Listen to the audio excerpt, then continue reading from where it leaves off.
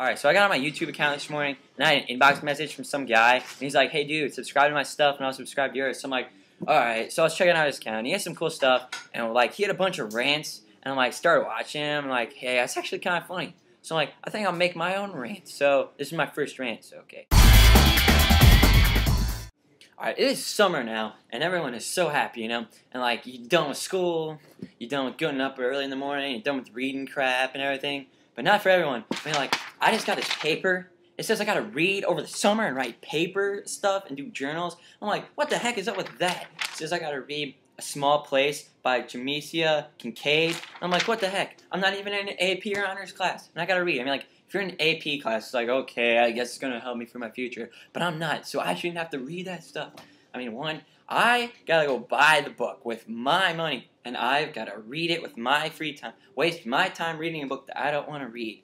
Like, okay, like it was gonna be a read originally. My teacher said, "Oh, just read a book you want to read and write down the time and stuff." I'm like, oh, okay, that's not bad.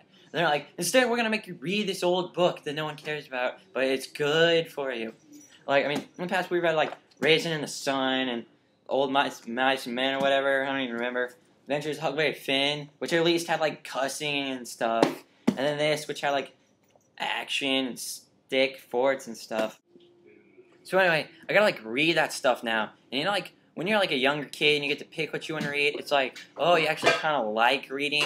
But then like when you get older and you don't get to pick anymore, and you've got like more homework and papers and journals and like quizzes and everything on it and discussions, like then you really don't want to read anymore. And like some kids in my class were like, hey, what if we don't read the book and do this stuff? And then their teacher's like, well, for that, we're going to have a huge test, like, giant thing on the second day of school to make sure kids read. Because if you fail that, you're just going to fail a semester. Or at least, it's going to hurt your grade a lot, which wouldn't be good for your senior year. So I'm like, that's so unfair. I'm like, I don't even think teachers should be able to do that. I mean, like, what if you can't afford to get the book? Or, like, you have something else going on in life, like, more important than reading a book for school. Like, teachers expect that you have nothing else better to do in your life when there's so much stuff better to do than read a book. And they're like, oh, it's not that much. It's just like type the 2 to 4 page paper, do the reading journals, and be ready for a test.